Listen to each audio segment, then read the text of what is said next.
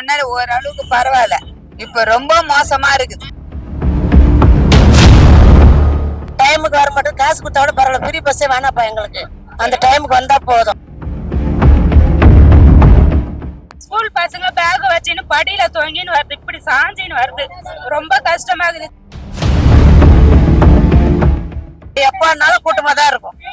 Bus நிறைய வந்தா தானப்பா, வர்றது இல்ல. டோர சாத்திட்டாங்க, போய் எப்ப கதவு தட்டுறேன், தரவே இல்ல, காலையா தான் போகுது, அச்சின்னு போடுறேன்.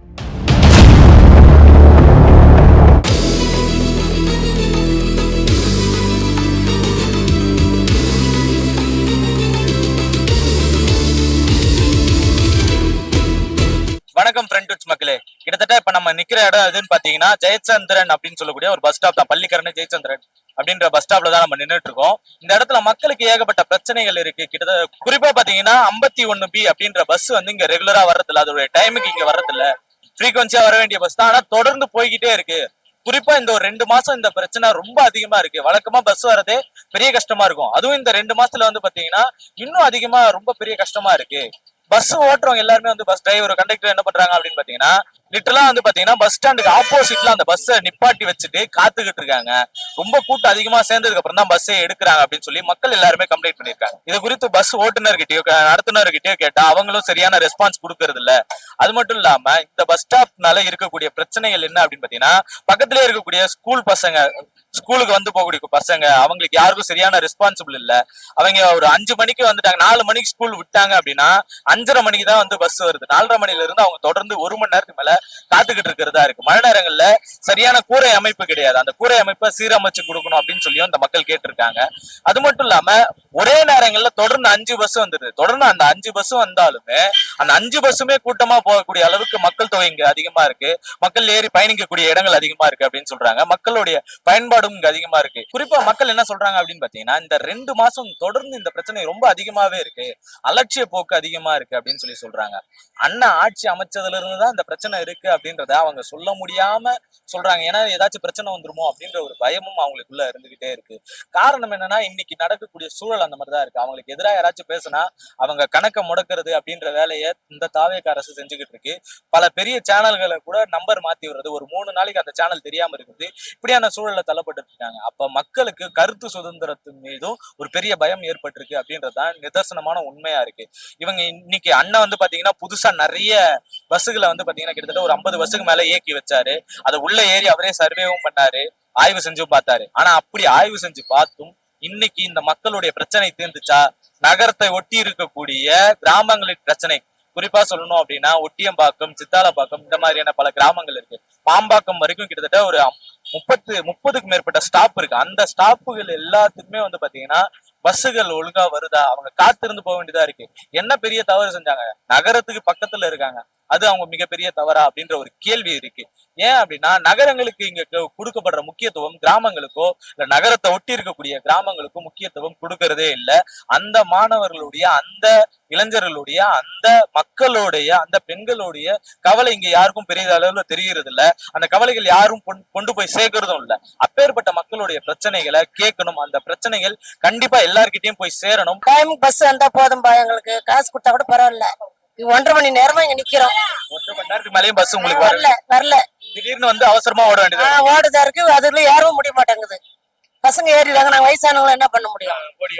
டைமுக்கு வர மாட்டோம், காசு கொடுத்தா கூட பரவாயில்ல, ஃப்ரீ பஸ்ஸே வேணாப்பா எங்களுக்கு. அந்த டைமுக்கு வந்தா போதும். டைமுக்கு வர மாட்டேங்குது, போறவங்களுக்கு பஸ் வர மாட்டேங்குது. போறவங்களுக்கு பஸ் வந்தாதான் நாங்க வேலைக்கு போயிட்டு வர்றவங்களுக்கு. இப்ப மட்டும் எவ்வளவு கூட்டம் நிக்குது பாரு. அதே மாதிரி காலைல வந்து பாருங்க எவ்வளவு கூட்டம் அந்த தெரியல. பஸ் போயிடுச்சு, அப்பவும் கூட்டம் இருக்கு. ஆமா இருக்கும். காலையில ஸ்கூல் டைம்ல பஸ் கிடையாது. ஸ்கூல் பசங்க பேக் வச்சுன்னு படியில தொங்கின்னு வருது, இப்படி சாஞ்சின்னு வருது, ரொம்ப கஷ்டமா இருக்குது. காலை வச்சு டெய்லி ஆட்டோல தான் வந்து இங்கதான் பஸ் ஏறி போறோம். நாங்க ஆட்டோல 25 ரூபாய் ஆகுது. இங்கேயும் பஸ் கிடைக்கலன்னா இங்க இருந்து ஆட்டோல போனோம். இங்க இருந்து ஒரு 25 ரூபாய், 50 ரூபாய் போறதுக்கே 50 ரூபாய். ஒரு டைம் தான் போக முடியும், 50 ரூபாய் கொடுத்து திருப்பி போக முடியாது. அதுக்காக பஸ்ல எவ்வளவு கூட்டமா இருந்தாலும் கஷ்டப்பட்டு ஏறிதான் போறோம். ரொம்ப கஷ்டமா இருக்கு, பஸ்ஸே வரத்துக்கு ஆகுது இல்லப்பா. அதனால எங்களால டெய்லி போய் வரங்கள முடியாது. அதனால பஸ் புடிச்சு போறதா இருக்கு. ஆட்டோக்குன்னு 50 ரூபாய், போறதுக்கு 50 ரூபாய், வரதுக்கு 50 ரூபாய் ஆகுது. எப்பவுமே அந்த பஸ் கூட்டமா தான் இருக்கு. ஆமாப்பா, எப்பனாலும் கூட்டமா தான் இருக்கும். பஸ் நிறைய வந்தா தானப்பா வர்றது இல்ல, டைமுக்கு வர மாட்டேங்குது. அதுதான் நிக்க வச்சிருக்காங்க. ஆமா, எதிர் கூட நிக்கும். சில டைம்ல நாங்க பாட்டு நின்னுட்டு இருப்பாங்க, சில டைம்ல வராது. கூட்டம் இருக்கும், அதெல்லாத்தையும் பார்த்துட்டு பஸ் நிக்க வச்சிருப்பாங்க. அப்படிதான் பண்றாங்க. 10 நிமிஷம் நிறுத்தி தான் எடுப்பாங்க. அங்க எதிரில 10 நிமிஷம் நிறுத்திட்டு அதுக்கப்புறம் தான் எடுப்பாங்க. ஒரு நாளைக்கு கட் பஸ் வரும், ஒரு நாளைக்கு வராது. அதை எதிர்பார்த்து நாங்க நிப்போம், ஆனா வராது. அப்புறம் ஆட்டோல தான் போனோம். டெய்லி காசு இருக்காது ஆட்டோக்கு போறதுக்கு. அதனால 7 மணி ஆனாலும் பஸ் ஸ்டாப்லயே உட்காந்துங்க தான் போனோம். ரொம்ப கஷ்டமா இருக்கும். 5 மணிக்கு வந்தாலும் 7 மணி ஆமா ஆமா, வெயிட் பண்ணி தான் போனோம். ஸ்கூல் பசங்களும் அதே மாதிரி காத்துங்க தான் போவாங்க. ரொம்ப கஷ்டமா இருக்கும். வேலை விடுறது 5 மணி 6 மணி ஆயிடும். அதுக்கப்புறம் இங்க வந்து அவ்வளவு நேரம் வெயிட் பண்ணி போறது ரொம்ப கஷ்டமா இருக்கும் கூட்டத்துல. சமைச்சு சாப்பிட்டு படுக்கிறதுக்கு டைம் ஆயிடும். ரொம்ப கஷ்டமா இருக்கு வேலைக்கு போறதுக்கு வரதுக்கு. பஸ் சரியா வர மாட்டேங்குது. எப்பவுமே இந்த பிரச்சனை இருக்கிறது. இல்ல, கொஞ்ச நாள் நல்லா வந்து இருந்தது, உடனே பஸ் கிடைச்சது. இப்ப எப்போதும் போல பஸ் வரது இல்ல, நிப்பாட்டிட்டாங்க. 2 மாசம் ரொம்ப மோசமா இருக்குப்பா. 2 மாசம் இன்னும் ரொம்ப மோசமா இருக்கும். இந்த பகுதியில பஸ் ஒழுங்கா வருதா? நீங்க போக வேண்டிய பஸ் எல்லாம் ஒழுங்கா வருதா? இல்லங்க, வரவே இல்ல. வந்தா லைனா 4 பஸ் ஓடுது. அப்படி இல்லைன்னா வந்தா ஒண்ணு பின்னாடி ஒரு பஸ் வந்தது, கொளத்தூர் பஸ். டோரை சாத்திட்டாங்க. போய் எப்ப கதவு தட்டுறேன், திறக்கவே இல்ல. காலியா தான் போகுது, அச்சின்னு போடுறேன். அப்படி என்னது, காலியா போற பஸ் நிறுத்த மாட்டாங்க. இதுக்கு முன்னாடி இந்த மாதிரி இருந்துச்சா? இதுக்கு முன்னாடி எல்லாம் அது எப்போதும் இப்படிதான் இருக்குது. எப்போதும் இப்படிதான் கிடக்குது இந்த எங்க ஊரு போய் சேர்றதுக்கு. எவ்வளவு நேரமா இப்ப இங்க நிக்கிறீங்க? 4:30 மணில இருந்து நிக்கிறோம். மணி என்ன ஆச்சு பாருங்க. மணி 5:30 மணி ஆகுது. வரவே இல்ல பஸ். ஒரு மணி நேரத்துக்கு மேல 1 மணி நேரமா 2 மணி நேரம் கூட நின்னு சாவறோம். 1 மணி நேரமா நிக்கிறோம், வெயிட் பண்றோம் நாங்க. எங்களுக்கு பஸ் வந்து டைமுக்கு வர மாட்டேங்குது. வந்தா லைனா வருது. சித்தலை பக்கத்துக்கு நிறைய பஸ்ஸுங்க இருக்கு, ஆனா இருந்தாலும் எங்களுக்கு டைமுக்கு வர்றது கிடையாது. ஸ்கூல் அதே மாதிரி காலையிலயும் அதே மாதிரிதான் வருது. காலையில எங்களுக்கு டைமோட வேலைக்கு போக முடியல, பசங்க ஸ்கூலுக்கு சரியா போக முடியல, டைமோட போய் உள்ள போய் அட்டன் ஆக முடியல. எங்களுக்கு அதுக்கு உண்டானதை நீங்க செய்யுங்க. 10 பஸ் உள்ள போகுது. 7:30 மணிக்கு 8 மணிக்கு 10 பஸ் உள்ள போறோம் காரணிக்கு.